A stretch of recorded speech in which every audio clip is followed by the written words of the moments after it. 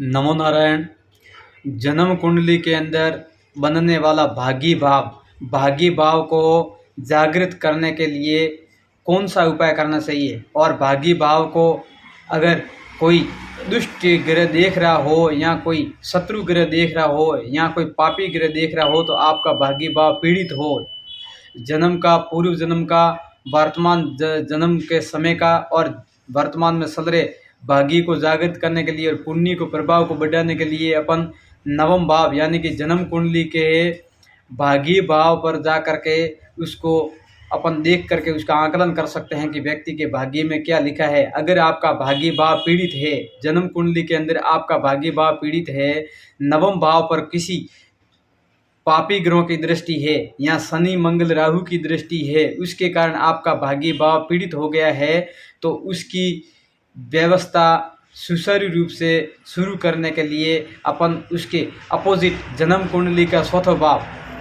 जन्म कुंडली का चौथा भाव हमेशा सुख का होता है, संपत्ति का होता है, मन का होता है, माता का होता है, और उस भाव के द्वारा ही व्यक्ति को सुख प्राप्त होता है। इसलिए नवम भाव को जागृत करने के लिए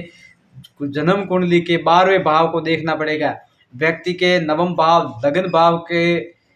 स्थान से चौथे भाव पर यानी सुख को जागृत करने के लिए चौथे भाव पर देखना होगा। जैसे कि उदाहरण के लिए मकर राशि है और मकर राशि से नवम भाव पर देखिए तो मकर, कुंभ, मीन, मेष, वृषभ, मिथुन, कर्क, सिंह और कन्या, और वहाँ पर कन्या राशि आ रही है। अब कन्या राशि पीड़ित है, नवम भाव पीड़ित है, अगर उसको मंगल देख रहा है कहीं पर तो आप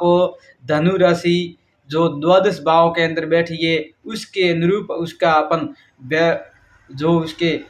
प्रकृति है और उसके जो ग्रह हैं देवगुरु बृहस्पति, उनकी पूजा अर्चना करने से या फिर विष्णु द्वादशाक्षर महामंत्र का जप करने से, विष्णु सहस्त्र नाम का जाप करने से या मस्तक पर केसर का तिलक लगाने से ये आपका भाव एक्टिव होगा, भाग्य भाव भी एक्टिव होगा, और आपका जो जन्म कुंडली के अंदर द्वादश भाव खरस का जो योग बन रहा है वो भी आपके लिए शुभता प्रदान करेगा। उसको जागृत करने के लिए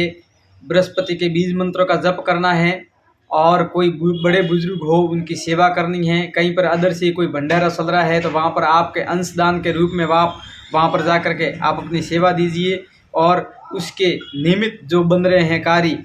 जो कहीं विवाह है या कहीं भंडारा चल रहा है, जैसे कोई